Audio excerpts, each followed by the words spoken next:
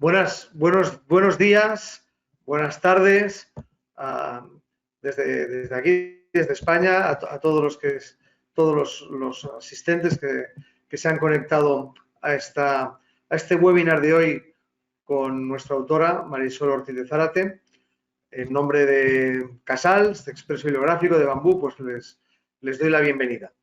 Yo soy Jordi Soleil, soy director para Latinoamérica de Casals, de Bambú, de Editorial Bambú, donde hemos publicado los libros de Marisol Ortiz de Zárate.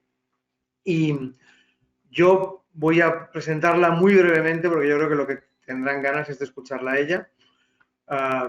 Marisol pasó de ser lectora a ser escritora, aunque no ha dejado tampoco de ser lectora, en el año 2002 con su primer libro, Los enigmas de Leonardo, y desde entonces pues ha seguido escribiendo regularmente.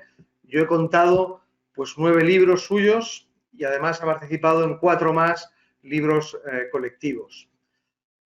Con Bambú, con Editorial Bambú, hemos publicado 6 libros de ella, empezando por La canción de Shaolin, después siguió Cantan los gallos, Las lágrimas de la matrioska, Rebelión en Verne, La fabuladora y el último, salido hace poco, La montaña del infierno. Es muy probable que algunos de ustedes conozcan algunos de sus títulos, lo hayan trabajado en el aula, en el salón de clase y conozcan ya a Marisol, y si no, pues les invito a que la conozcan. Además, pues ha ganado diversos premios, entre ellos yo destaco uno porque nos tocó muy de cerca y nos hizo mucha ilusión, que fue cuando nos dieron el premio a la mejor novela juvenil adulto de ficción en los Latino Awards 2010 en Nueva York por el libro La canción de Shaolin. Hoy Marisol nos va a explicar, así conocemos más en profundidad pues a una autora como ella. Marisol nos va a explicar, bueno, pues cómo decidió dar este paso del leer al escribir, cómo se inspira, cuál es su mundo, cuál es también su proceso de creación, y confiamos en que les pueda interesar, que estoy seguro que sí, y saquen de aquí ideas para acercar más la lectura a sus alumnos. Como verán, solamente una cuestión práctica, hay un chat donde ustedes pueden hacerle preguntas a Marisol Ortiz de Zárate. Les pueden hacer preguntas por escrito al chat, yo estaré al tanto del chat y después se las trasladaré a Marisol. Yo ya desaparezco y les dejo con aquella persona con quienes quieren ustedes escuchar, que es Marisol Ortiz de Zárate. Muy bien, Marisol, te dejo a ti la palabra. Gracias, Jordi. Bueno, buenas tardes a América. Bienvenidos a mi humilde morada. Bueno, como esta charla la he titulado El cuento de mis cuentos, voy a empezarla como si fuera un cuento. Érase una vez un rey, dirán enseguida mis pequeños lectores. No, muchachos, os habéis equivocado. Érase una vez un trozo de madera. Uy, perdón. Acabo de contarles el principio de Pinocho. Lo volveré a intentar. Y permitidme que, ya que estamos en la semana que conmemora el aniversario de la muerte de Cervantes, y es por lo tanto también la semana que conmemora el Día Internacional del Libro, pues comience haciendo un homenaje al Quijote. En un lugar de España, de cuyo nombre quiero y puedo acordarme, ha mucho tiempo ya que sucedió un hecho que cambiaría mi vida. Decidí pasar de ser una escuchadora de historias a ser una contadora de historias. Una escuchadora, un escuchador de historias, es un lector, es un conversador, es un espectador. Todos somos escuchadores en cualquier momento de la vida, pero el escuchador lector tiene la ventaja sobre, por ejemplo, el escuchador conversador, en que escucha cuando quiere, como quiere, donde quiere y a quien quiere, que eso es muy importante. Y bueno, como digo, de pronto un día decidí que yo también tenía historias guardadas que pedían salir y no encontré mejor manera que a través de la escritura. Y les voy a contar, si me lo permiten, cómo pasé de escuchadora de historias a contadora de historias con una historia muy romántica, que a mí me gusta comparar con la mía propia, aunque sea un poco pretencioso. Es la historia de la génesis de Alicia en el País de las Maravillas. No sé, le veo yo que tiene como similitudes con la mía. Bueno, vamos a viajar en el tiempo y en el espacio.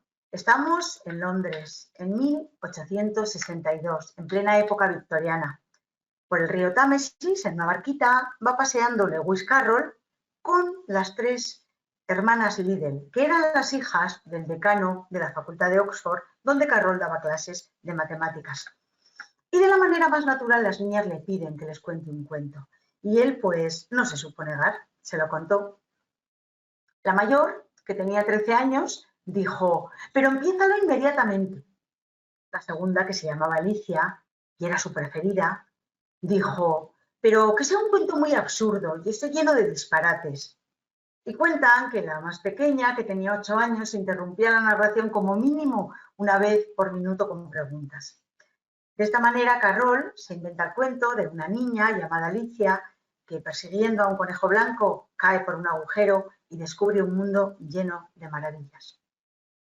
Cuando Carroll se fatigaba, se cansaba de hablar, o no le venían las ideas, porque se estaba inventando el cuento sobre la marcha, les decía a las niñas que paraba ya de hablar y que seguía mañana. Pero las niñas no le dejaban callar, le apremiaban a seguir. Que ya es mañana, le decían. Tanto gusta el cuento a las niñas que Carroll decide escribirlo de su puño y letra, lo ilustra él mismo y se lo regala a Alicia, su preferida de las 3, en las Navidades de 1864, 2 años después de haber ideado la historia. Cuando luego ya famoso le preguntaron que por qué se le ocurrió escribir esta historia 2 años después de haberla ideado, porque claro, estuvo 2 años ahí con el rum rum, él contestó no tener otro motivo que el de complacer a una niña a la que quería mucho. Alguien vio ese manuscrito y animó a Carroll a llevarlo a un editor.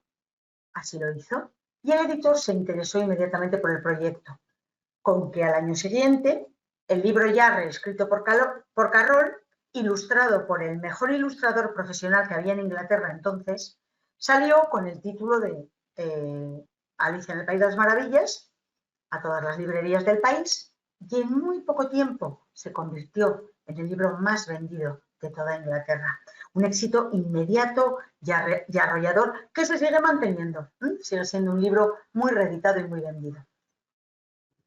Bueno, si Carroll no miente, así se gestó Alicia en el País de las Maravillas. Él lo escribe, él lo ha contado, yo me lo he creído.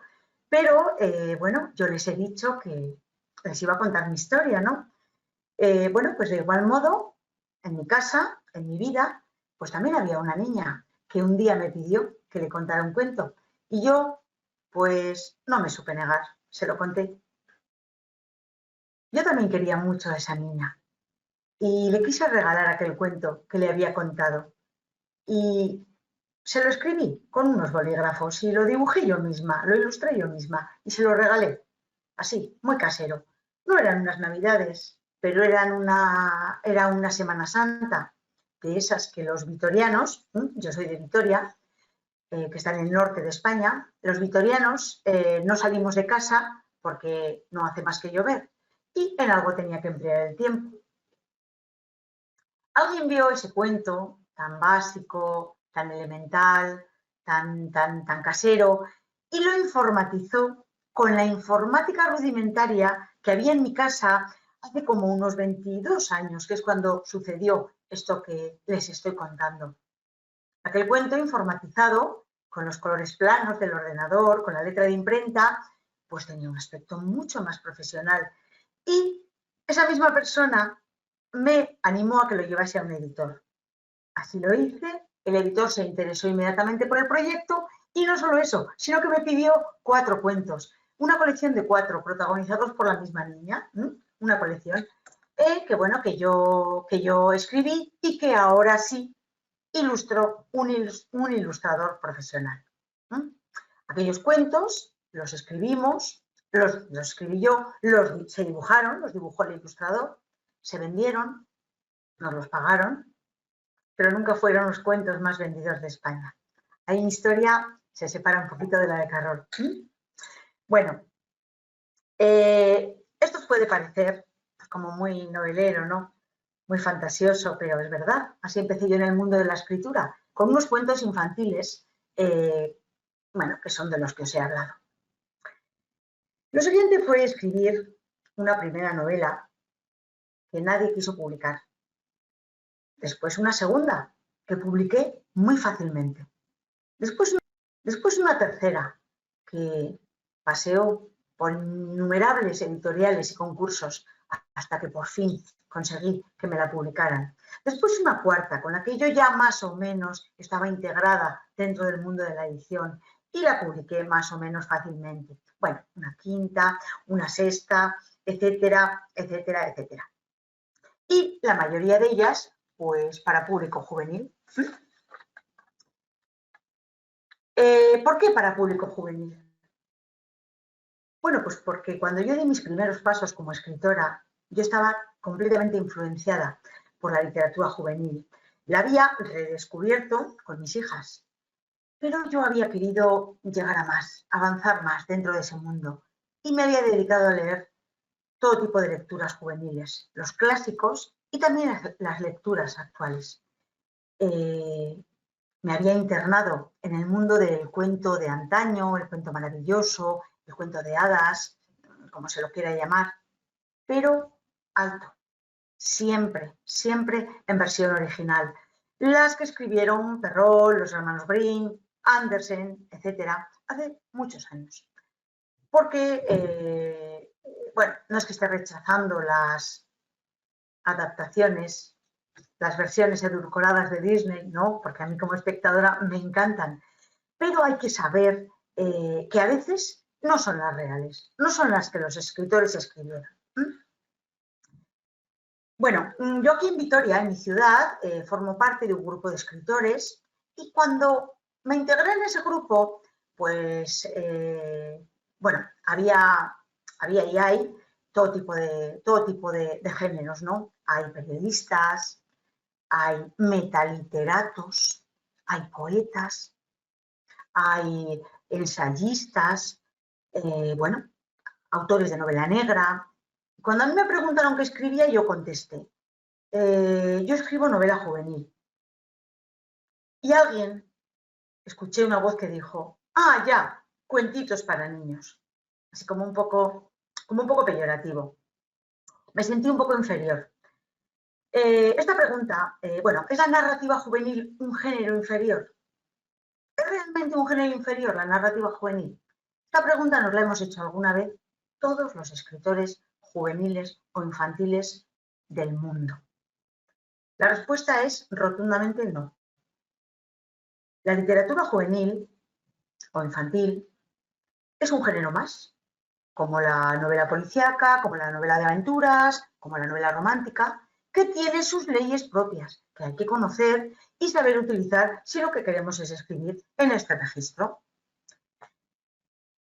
La narrativa juvenil, además, es un género muy, muy versátil. Tiene esa, vamos a decir, esa característica que no la tiene otro tipo de géneros. Es muy versátil porque el escritor de juvenil es muchos escritores en uno, puesto que el registro narrativo cambia completamente si te diriges a un niño de una edad o a un adolescente de otra. O sea, eres como muchos escritores en uno. Muy versátil, pero bueno, también le da un punto de dificultad. El narrador de infantil tiene un gran reto que afrontar, y es que tiene que escribir rico, bello, perfecto, bonito, algo verdaderamente potente, con la máxima sencillez posible y con los mínimos recursos estilísticos empleados, lo cual es un hándicap. Estás limitando. El buen narrador de infantil no escribe para el niño, escribe desde el niño. Hay que meterse en la cabeza del niño. Y claro, somos muy mayores ya los escritores. Hace mucho que dejamos de ser niños. ¿Cómo se hace esto? ¿Quién lo sabe? Cada uno lo hará como pueda. Es otro hándicap.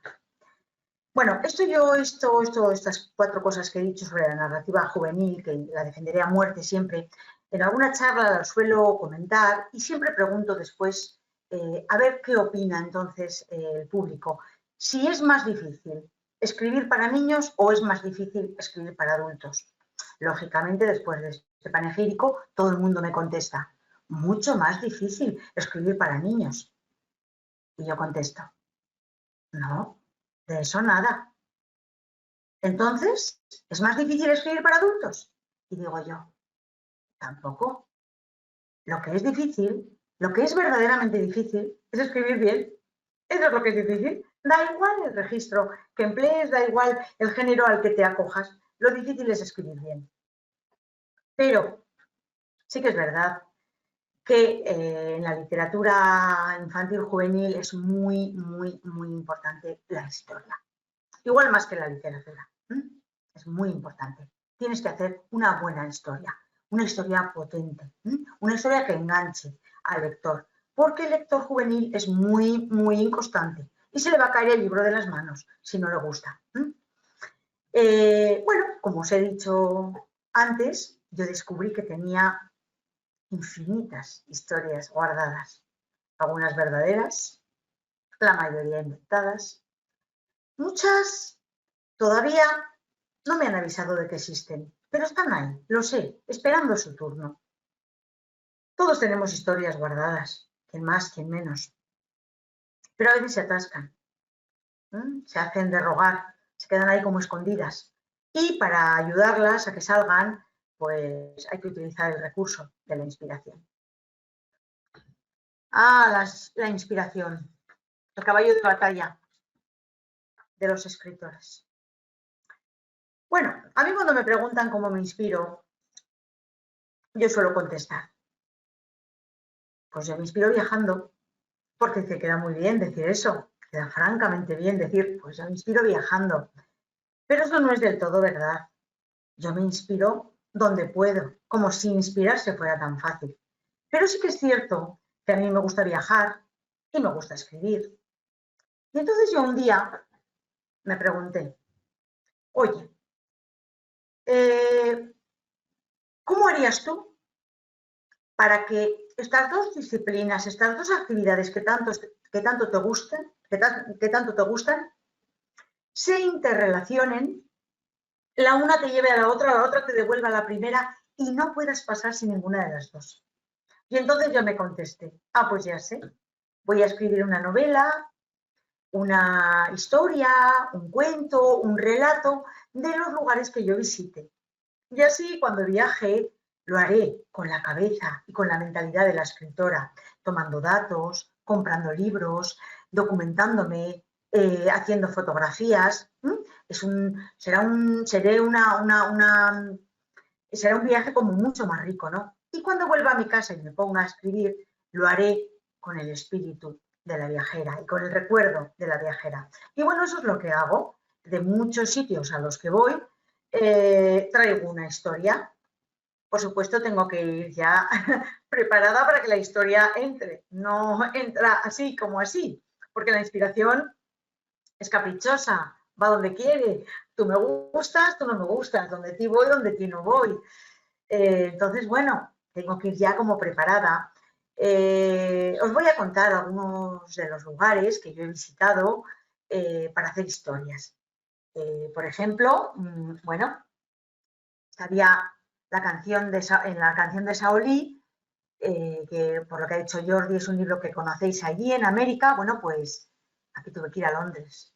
Además tuve que ir a Londres de la canción de Saolí, que es un Londres oscuro, un Londres frío, un Londres desolado, un Londres que rechaza al viajero, porque era un Londres de Navidad, pero es el único Londres que yo he conocido, porque aunque he ido muchos años a Londres, siempre he ido la última semana de noviembre, cuando el frío es paralizante y la noche te sobreviene de golpe a las 4:30 de la tarde. Por lo tanto, yo no podría haber hablado de un Londres florido, primaveral, soleado, porque no lo conozco. Ese es el Londres de la canción de Saulín. Para escribir este libro, que es un libro, La Fabuladora, es mi anteúltimo libro publicado, es un libro duro, es para segundo ciclo de la ESO, para alumnos un poquito más mayores. Tuve que ir a Cádiz, a un sitio de Cádiz, de amplia playa, de arena muy amarilla, donde la gente tiene un deje muy, muy gracioso, y también a Marruecos, donde a Julia, la fabuladora, la protagonista, le pasan cosas no precisamente buenas.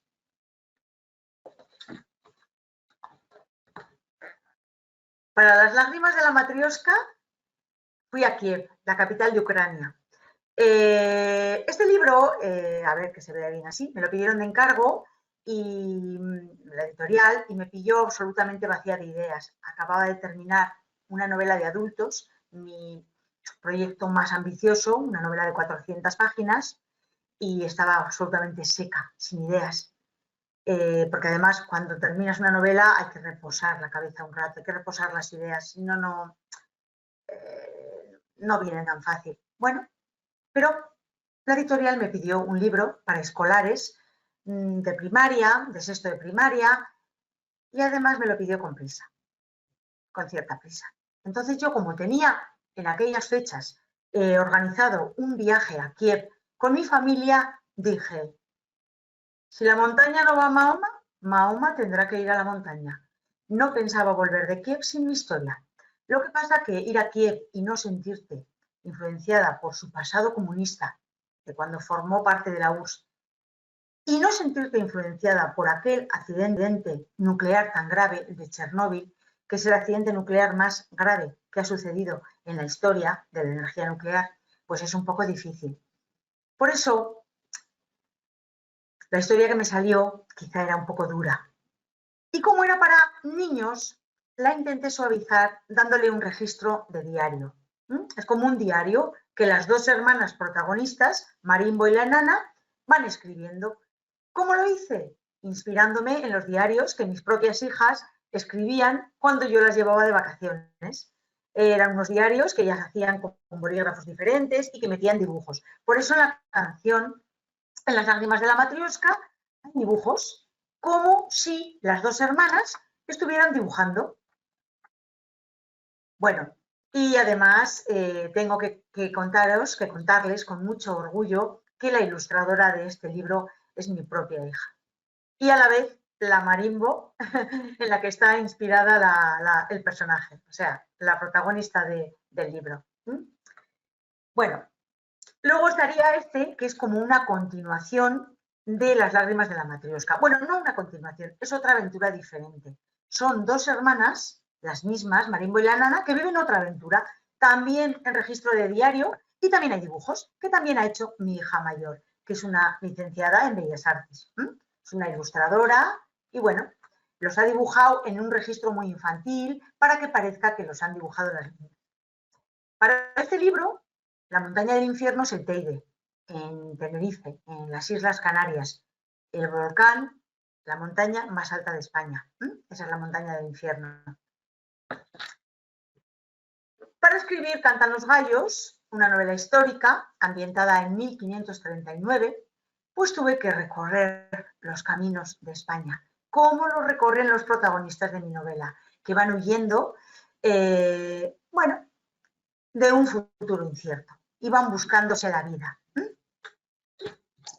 Bueno, tuve que ir incluso hasta la casa auténtica de Julio Verne para escribir Rebelión en Verne, que es un libro en el que se mezcla la ficción con la realidad, la ficción de los personajes y las aventuras que viven cuando se sublevan del final que Verne tiene preparado para ellos y bueno, y se cambian de novela, viajan en el tiempo y para solucionar sus problemas van a tener que meterse en la vida de Julio Verne, que es mucho más interesante que sus novelas. Bueno, pues tuve que visitar en Amiens, que está en el norte de Francia, la casa de Julio Verne.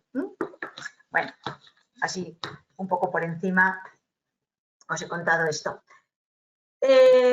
Bueno, como digo, me inspiro viajando, pero donde más me inspiro yo es caminando. Cuando estoy muy atascada me voy a caminar sola, horas, lo que haga falta. Hago rutas, hago el Camino de Santiago, me voy a donde sea. Es como más se me abre la cabeza la inspiración. Bueno, os voy a contar un poco así, un poco por encima, cuál sería mi método de escritura. Hay dos tipos así a grandes rasgos de escritores. Está el escritor mapa, que planifica su novela como un viajero planifica su viaje en el mapa, sin dejar nada al azar, marcando el itinerario y sabiendo dónde va a dormir cada día, dónde va a comer, qué cosas va a ver y qué aviones va a coger. Ese sería el escritor mapa. Y luego está el escritor brújula, que es como aquel viajero que lo ponen en el campo con una brújula y no sabe a dónde llegará, ni si llegará sano y salvo. Bueno, yo estoy un poco entre los dos. A mí me gusta organizar la historia, planificar la historia, saber por lo menos a dónde quiero ir. Aunque luego en el recorrido me pueda encontrar sorpresas, que de hecho me las encuentro. Pero por lo menos saber un poco, tener un poco estructurado lo que quiero contar, saber el final, por lo menos. Hay otros dos tipos de escritores. Está el escritor conejo, que siempre vuelve a su madriguera, que nunca la abandona y no conoce otros páramos. Y está el escritor zorro, que merodea por el bosque y cada día come o duerme en un sitio. El escritor conejo, lógicamente, es el que no se sale de su estilo, de su manera de escribir, y siempre escribe cosas muy parecidas. Y el escritor zorro es aquel que está siempre innovando, cambiando, que da giros, que pasa de un género a otro, que le gustan las sorpresas. Yo me gustaría decir que estoy un poco en medio de los dos, pero aquí no puedo decirlo tan claramente. A mí me gustaría ser una escritora zorro, pero al final tu propio sistema de escritura te hace que vayas por un camino bastante trazado. Entonces, bueno, pues no sé, creo que me voy a quedar con el escritor conejo, aunque yo quiera ser también un poquito escritor zorro. Y bueno, no sé si queréis o si quieren que pasemos a las preguntas. Bueno, no quiero tampoco aburrirles demasiado. Muchas gracias, Marisol. Gracias. Me he ido apuntando algunas preguntas que han ido apareciendo y te las transmito. Mira, desde Chile nos preguntan, aunque creo que ya más o menos lo has abordado. ¿En qué te inspiraste para escribir Las lágrimas de la Matrioska? Bueno, sí, un poco por encima, pero bueno, puedo contar alguna otra cosa que no he contado. Bueno, yo tenía un viaje aquí preparado y precisamente a la escuela de circo, a donde van las protagonistas. Y allí realmente viendo todo ese pasado comunista, bueno, pues es la historia que me salió.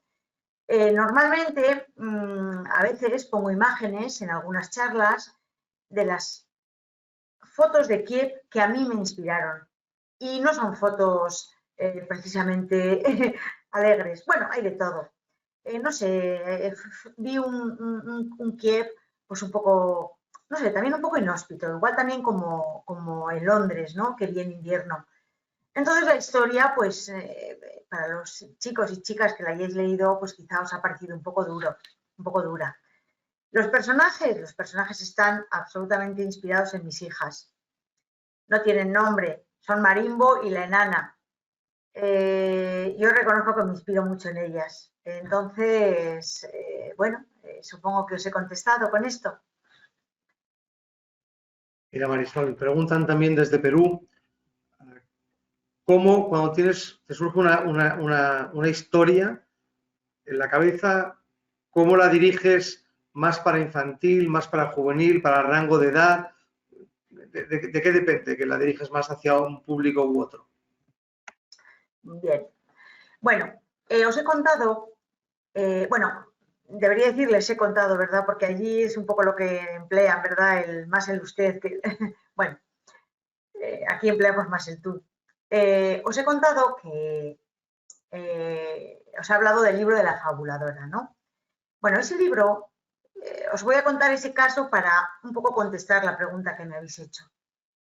Ese libro yo lo tenía empezado para adultos. Era un libro que iba a ser para adultos, por eso es una historia bastante dura y bastante compleja.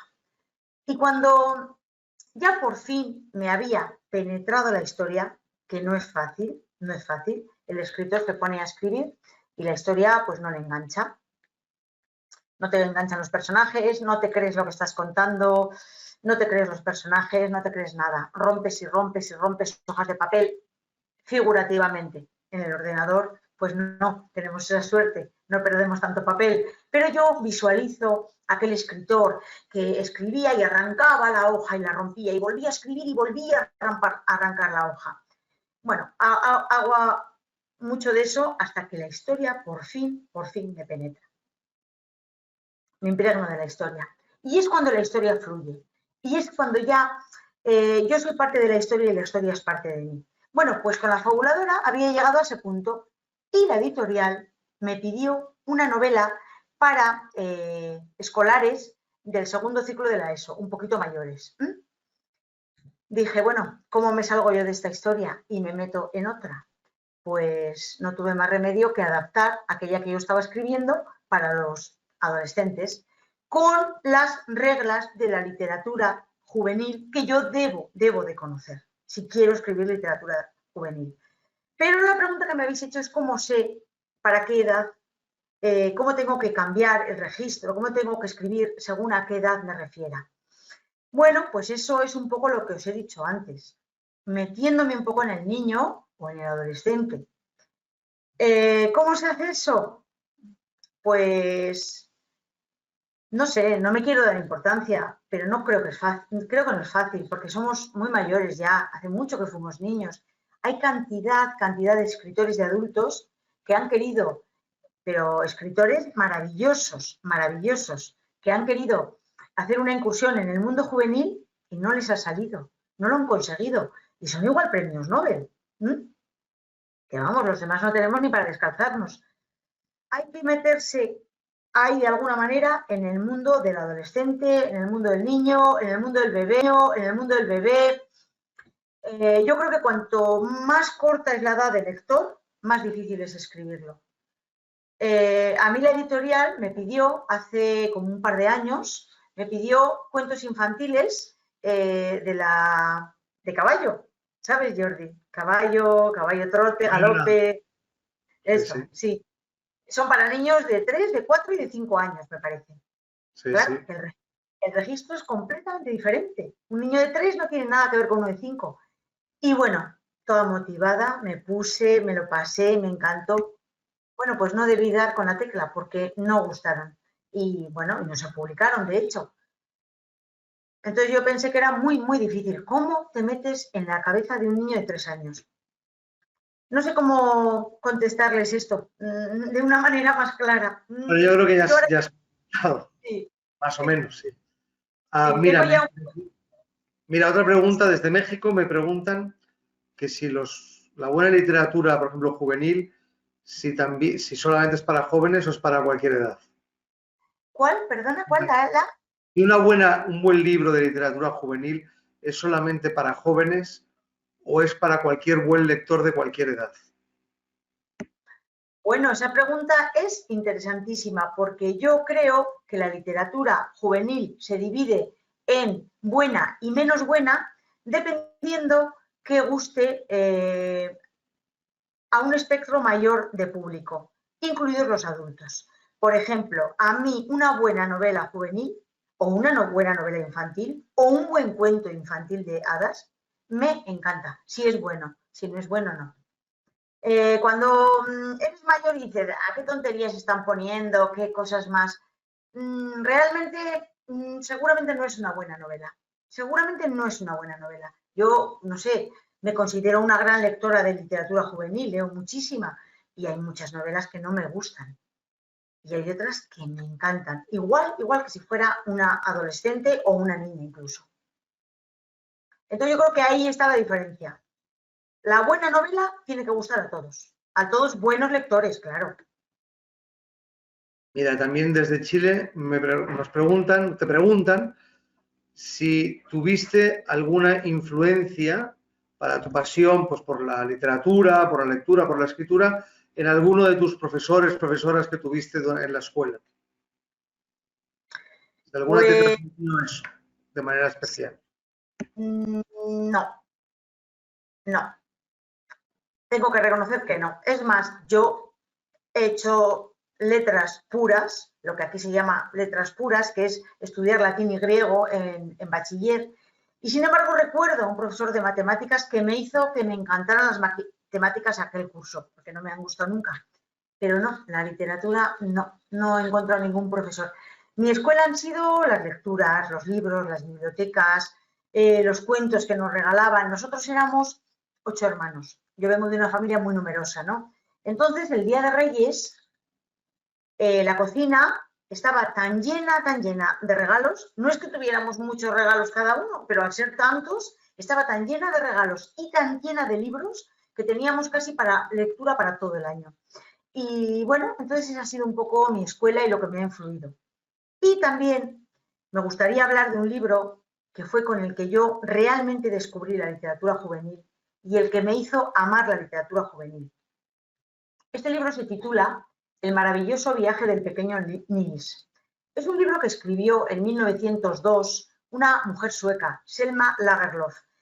Y en 1904 o por ahí, al muy poco, le dieron el premio Nobel, seguramente animado el jurado por este magnífico libro.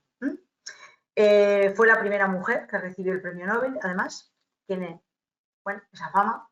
Este libro cuenta la historia de Nils, un niño malo, que por malo es hechizado por un duende que lo convierte en liliputiense, en enanito. Para que el hechizo se deshaga, Nils va a tener que viajar a bordo de un pato blanco por toda Suecia, desde el sur, desde el mar Báltico hasta el norte, hasta Laponia, donde dicen que vive Papá Noel.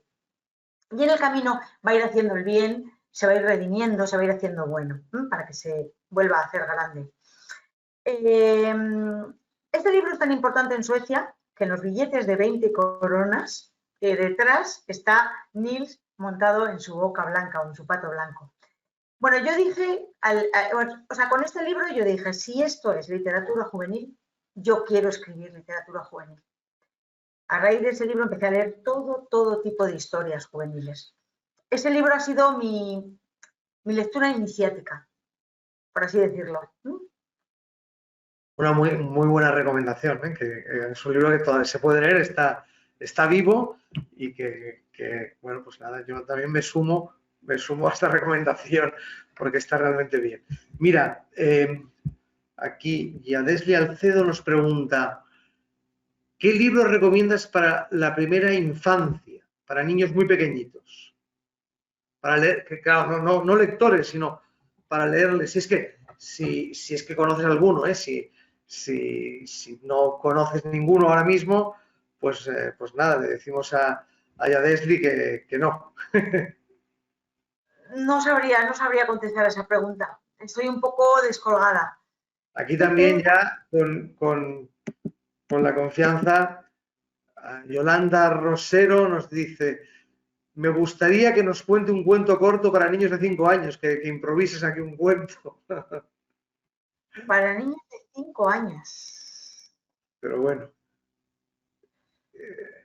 Bueno, pues voy a contar uno. Sí, ahora mismo. Si te animas, si te atreves. Es un cuento que viene a decirnos, además, que la inspiración es muy espontánea y que viene cuando le da la gana. Es tan espontánea como el caminar del 100 pies, que anda sin pararse a pensar cómo lo hace. La cucaracha miraba envidiosa cómo el 100 pies caminaba con sus 100 pies, sin enredarse ni tropezarse con ninguna de las patas. Y entonces la cucaracha, que estaba muy envidiosa, le dijo, Oye, amigo cien pies, ¿cómo consigues andar tan bien con tantos pies sin tropezarte ni enredarte con ninguno? Y el cien pies, que no había pensado en cómo caminaba, porque caminaba espontáneamente, lo mismo que respiramos, le contestó, pues no lo sé, pero supongo que muy fácil, ¿no? Adelanto primero los 50 pies de la izquierda y luego adelanto los 50 pies de la derecha. Entonces la cucaracha, que estaba tan muerta de envidia, le dijo, a ver, que vea yo cómo lo haces. Y el pobre cien pies quiso hacerlo también, quiso impresionar tanto a la cucaracha que se le enredaron los 100 pies, las 100 patitas se le enredaron, se hizo un nudo y no solo no dio un paso, sino que nunca jamás volvió a caminar. Bueno, Es muchas gracias que te hemos pillado aquí sobre la marcha y vamos, te has salido con nota.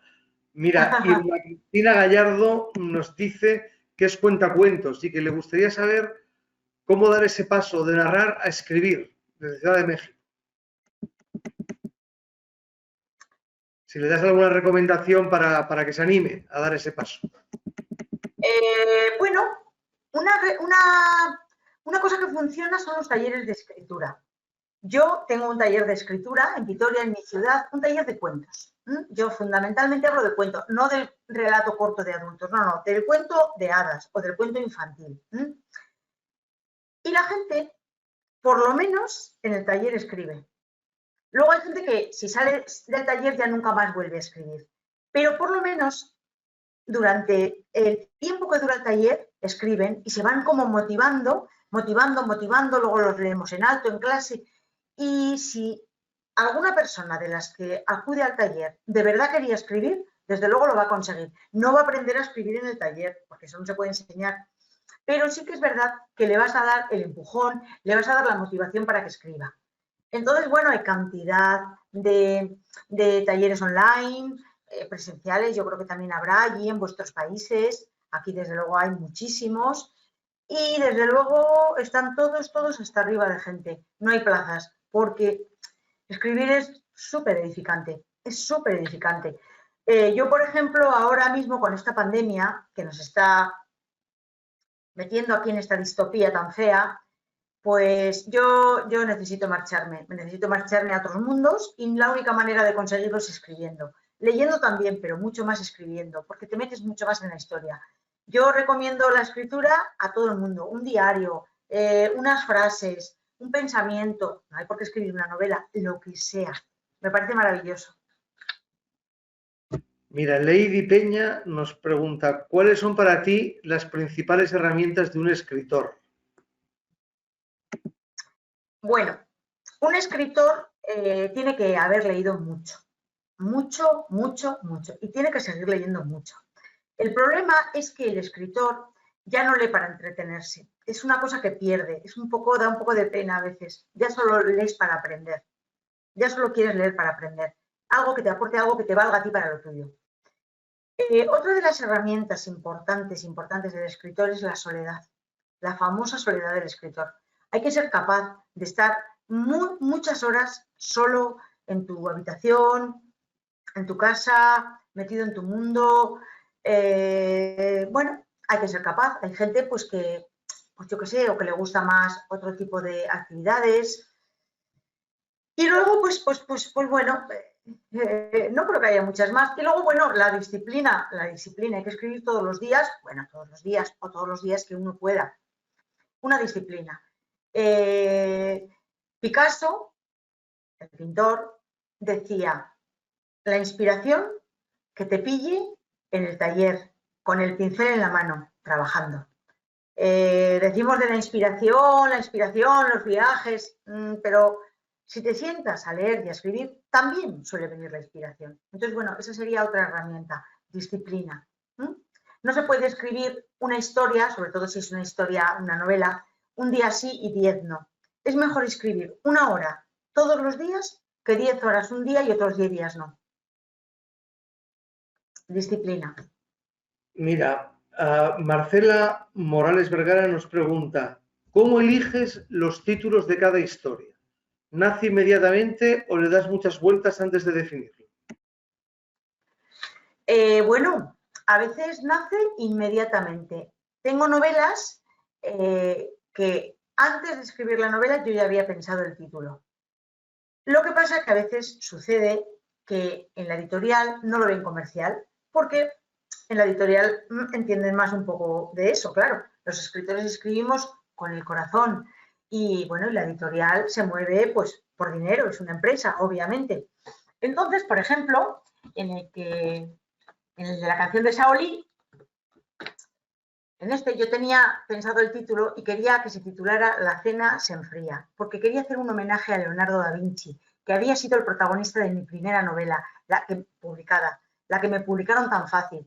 Y él, en uno de esos códices que él escribía, que ahora se guardan en museos, escribía todo, ponía: me voy porque me llama la cocinera, porque la cena se enfría. Y yo me gustó tanto esa frase que dije, quiero que mi libro se titule La cena se enfría. Entonces me inventé una cena y los niños van como a ver si llegan a esa cena antes de que se enfríe.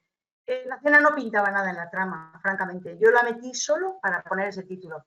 Pero en la editorial opinaron que igual no era demasiado, comercial. Y me sugirieron varios. Y de ellos yo escogí la canción de Shaolin. Rebelión en Verne, este por ejemplo se me ocurrió inmediatamente, antes de empezar. Cantan los gallos, a este me costó muchísimo, le di muchísimas vueltas. La montaña del infierno, este lo hemos decidido el editor y yo, con la novela completamente terminada. Antes tenía otros títulos que a mí no me gustaban nada, yo sabía que no me gustaban, pero estaba esperando que me viniera el bueno. Y al editor tampoco le gustaban. Y bueno, de ahí estaba la cosa. A ver cuándo. Y de repente me vino La montaña del infierno, pero con la novela completamente acabada, etcétera. O sea que puede venir al principio, al final, a la mitad, pero cuando viene, lo reconoces. Eso sí, cuando viene, lo reconoces y dices, este es el título. Mira, Ada Jazmín Cortés te pregunta, ¿cuál ha sido tu experiencia más difícil como escritora? Bueno, mi experiencia más difícil como escritora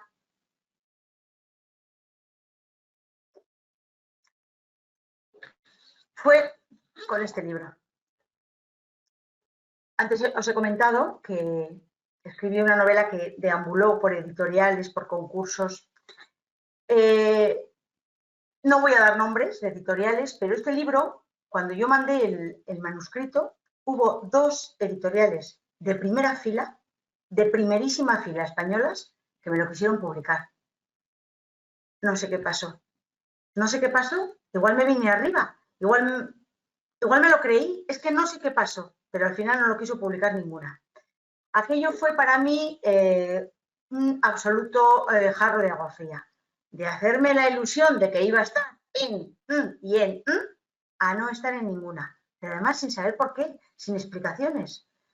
Entonces, bueno, pues empecé a mandarla por más sitios y ya no la quería nadie. Ya no la quería nadie.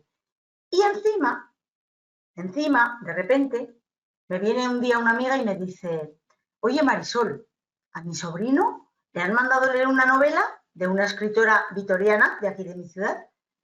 Chica, yo la he leído y a mí me parece que es muy parecida a la tuya. A todo esto llevaba escrita mucho tiempo y además yo se la había mandado por email a mucha gente. Había estado como en la red. Y le dije yo, va, mujer, que no será. Me la deja y veo que es completamente igual. O sea, que era un absoluto plagio. O sea, no sé cómo esa mujer había accedido a mi novela, que estaba sin publicar mi novela, y ella me la había plagiado y encima ella se la habían publicado. Bueno, aquello fue, lloré, me lamenté. Al final conseguí publicarla. Y es la que, bueno, una novela que se ha reeditado varias veces y bueno, también tengo que deciros que la tuve que reformar entera. La reformé completamente. Porque si no, ya veía yo que no iba a entrar en ninguna editorial. La cambié entera. No el tema en sí, pero toda la literatura se la cambié.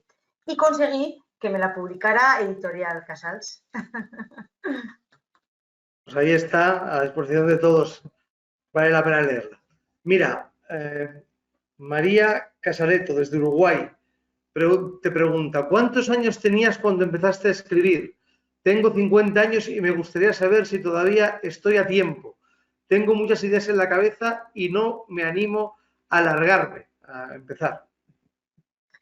Yo empecé con 40, porque, bueno, fue cuando ya me desahogué un poco de mis otras ocupaciones, de formar una familia y sacarla adelante, de prepararme para el trabajo que me estaba dando de comer, etcétera, etcétera. Empecé con 40. ¿Y qué cosa? Ahora que tengo muchos más, digo yo, ojo, qué joven empecé y me veía súper mayor. Yo no creo que 50 sea mayor para empezar nada, o por lo menos esto, pero para nada.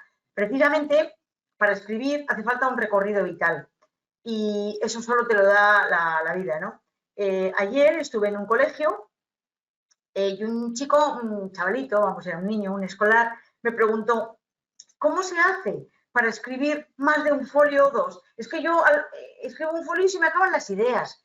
Claro, yo le contesté, no te preocupes, lo que te hace falta es tener ahora imaginación, ya llenarás páginas, pero es que ahora te hace falta un recorrido vital. Los 50 años me parece perfecto, los 60 también, e incluso los 80.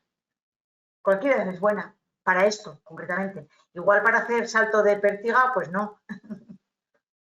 Mira, Asunción Urzúa te pregunta, dice, cuando estás inspirada, ¿decides de antemano si escribirás una novela o un cuento sobre este tema? Y si el tema es muy interesante, ¿sientes que es un desperdicio escribir solo un cuento? Bueno, aquí nos volvemos un poco a lo anterior. ¿A qué es un cuento? ¿Qué es una novela infantil? ¿Qué es una novela de adultos? El cuento es otro género literario y tiene sus leyes propias. El cuento es diferente a la novela. Si tú quieres escribir un cuento, ya estás adoptando otras reglas. Y si tú quieres escribir una novela, pues también. Entonces, es muy difícil que se te trasvasen, vamos a decir. Anda, pero si yo quería un cuento y me está saliendo una novela. No, no. Si más o menos sabes por dónde vas, no te va a pasar eso. Cuando empiezas una novela, pues tienes que saber que es como correr una maratón, es una carrera de larga distancia, que vas a estar un año o año y medio o incluso dos con ese trabajo entre manos, con esos personajes. Y el cuento, en cambio, lo vas a solucionar en mucho menos tiempo. La pregunta empezaba, cuando te viene la inspiración, uy, eso ya es mucho decir. La inspiración no viene así como así. Normalmente la llamas, la llamas, la llamas. Te esfuerzas para que venga. Y como mucho, cuando ya estás muy metida en la historia y te empiezan a surgir cosas y todas te vienen bien para tu historia, recurres a la famosa libretita del escritor y apuntas todo lo que te sale. Bueno, yo, aparte de la escritura, pues tengo otro trabajo y estoy al público. Y cuando estoy trabajando, es que ya me da igual, dejo al público y apunto, como me venga una idea, con lo que cuesta que te venga una buena idea, que luego igual no te vale. Es que ya me da igual el público, o sea, voy y la escribo. Nadie sabe lo que estoy haciendo, claro, yo me voy allí, cojo un bolígrafo y digo, no, no, no, porque luego se me olvida.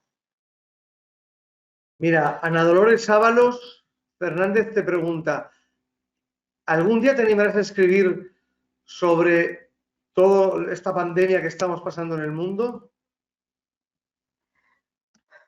No, no me apetece nada, todo lo contrario.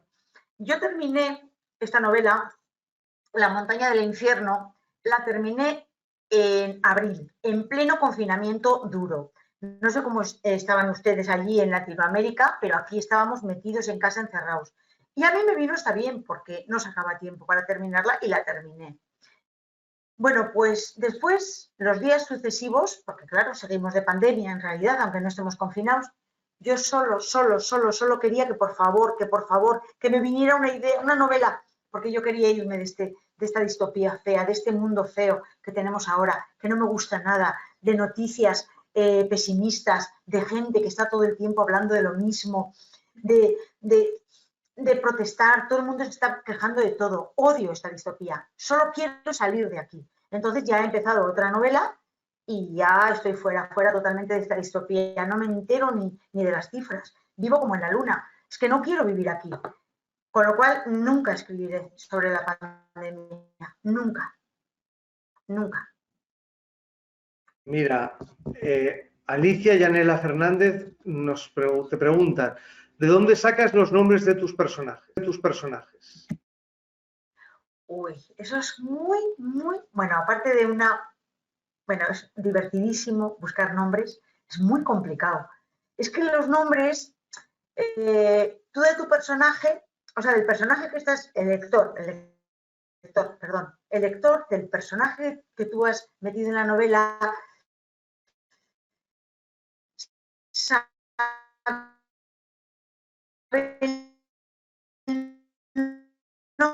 se tiene que encariñar un poco más. Entonces, bueno, es realmente importante. O sea, enseñar o leer es muy, muy importante. Me puedo pasar toda la novela entera con un nombre y luego cambiarlo al final. Esto es como el título. Cuando llega el nombre lo reconoces. A veces llega al principio, a veces llega a la mitad o a veces llega al final. Pero cuando llega lo reconoces. Dices, este es el nombre. No sé, por ejemplo, la fabuladora, que es una contadora de cuentos, una fabuladora, es un personaje muy, muy, muy complejo y tiene como 3 personalidades, tiene como un desdoblamiento. Por una parte es Julia, que es la chica que está viviendo la aventura. Por otra parte está Mamelay, que Mamelay es cuando cuenta fábulas, cuando se pone como una fabuladora, porque Mamelay era una fabuladora africana. Y luego está también Shirley. Shirley, cuando se pone como un poco coqueta, un poco seductora, cuando sale a vivir la noche. Entonces, bueno, concretamente el de Shirley y el de Mamelay me vinieron muy pronto, pero el de Julia me costó muchísimo. Y diréis, pero si es una tontería, si es un hombre de lo más corriente. Ya, pero tenía yo que encariñarme con ese nombre y ver que le combinaba mucho a la protagonista. Pero bueno, insisto, repito, cuando llega el nombre se le reconoce. Mira, Ana María del Domínguez nos pregunta, ¿cómo hacer una maravillosa narración del Quijote para los niños? Bueno, si algo me gustaría a mí es que me pidieran hacer una adaptación de una obra como El Quijote, porque eso ya es meterte en El Quijote, va, pero al 100%, ¿eh? Y encima darle luego tu propio registro. Bueno, es lo mismo que escribir una novela juvenil. Hay que usar la misma técnica. Lo único que aquí la historia está pensada ya, no la tienes que pensar. Con lo cual, tú te acoges al disfrute de la escritura, al disfrute de la literatura, pero no tienes que pensar la historia ni resolverla, porque ya está pensada y resuelta. Es lo mismo escribir una adaptación de una obra que una obra nueva, pero bueno, tiene la facilidad esa de que no tienes que pensar la historia, pero el registro narrativo, la manera de escribirlo sería igual.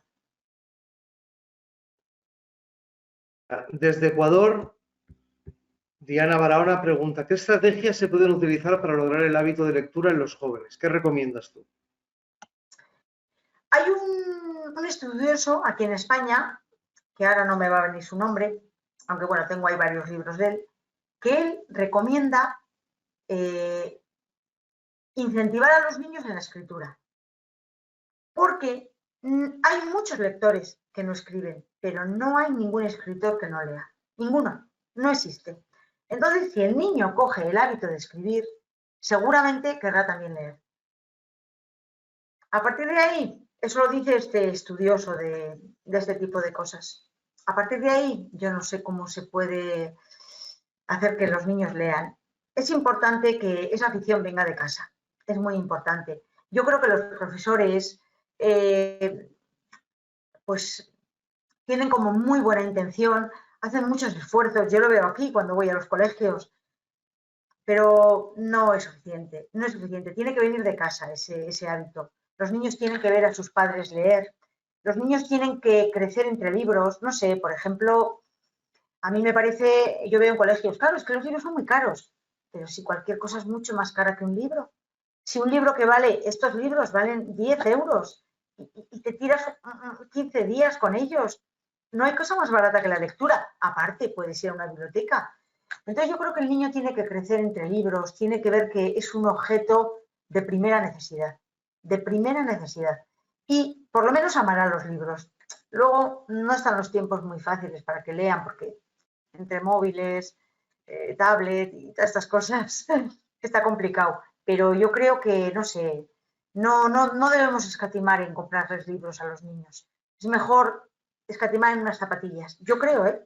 Yo pienso. Yo así lo he hecho siempre en mi Mira, casa. Mauricio Guzmán dice, hoy que en confinamiento hemos tenido que echar mano de historias y anécdotas familiares para no acudir a cuentos ya hechos o publicados en la red, ¿tiene usted alguna sugerencia para que los padres no perdamos la identidad familiar y empleemos las anécdotas familiares como una fuente inagotable para acercar a los chicos y chicas a la literatura? Bueno, no sé. ¿Cómo tomar todas esas vivencias familiares y transformarlas en literatura? Sí. Bueno, yo tampoco soy ninguna entendida en la materia, pero yo, si quieren, les cuento un poco mi propia experiencia. Yo, por ejemplo, cuando estaba criando a mis hijas, sobre todo la mayor, además hoy he leído un libro de los niños que les llaman con alta dependencia. Hoy mismo les estoy leyendo un artículo en el periódico. Esos niños, no, alta demanda, no alta dependencia. De esos niños que te están todo el día demandando, ¿no? Entonces yo tenía así a mi hija mayor, la pequeña mucho menos. Y le estuve leyendo cuentos, historias hasta, no sé, hasta los 12 años. Y le contaba anécdotas como si fueran cuentos, anécdotas que me pasaban en el trabajo. Y bueno, se le daba un poco ese tono de cuentecito. Pues fíjate, resulta que esta mañana vino un niño y no sé. Entonces, ella siempre quería que le contara anécdotas reales. No sé, y quizá eso también lo extrapolaba un poco a las anécdotas familiares. No sé si le he contestado bien, no sé, a lo que me ha preguntado. Yo creo que sí. Mira, Jazmín Jure nos pregunta que qué opinas de las novelas gráficas. Me encantan, me encantan, me encantan, me encantan. Eso es una manera de meterte en la historia, me encantan. Además, yo defiendo la lectura del tipo que sea. No sé, por ejemplo, otro ejemplo, cuando mi hija la pequeña, que era muy, muy lectora, le dio por leer una colección que hay aquí en España que se llama Pesadillas, igual también está allí en América, que son unos libros literariamente muy, muy, muy malos. A mí me daba igual, yo no se los quitaba, le compraba todos los que me pedía, todavía los tiene, igual tenía 50. Yo lo que quería es que leyera, ya ella acabaría leyendo otras cosas. La novela gráfica, los tebeos, todo me parece súper válido. A mí me gusta mucho la novela gráfica, leo mucha, de hecho, mucha. Parece que te metes más en la historia viendo los dibujos. A ver, aquí hay muchas preguntas, vamos a ir ya acabando, pero aquí Nelly Ramos de México, que ella también le gusta escribir y pregunta que si hay algún lugar donde pueda enviarlos y me diga si lo que ella está escribiendo, si es bueno o no. Alguien que tenga criterio para decírselo.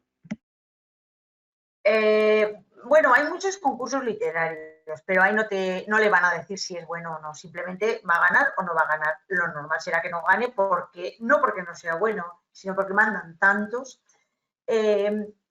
Conviene tener algún lector de mucha, mucha, mucha confianza, de referencia.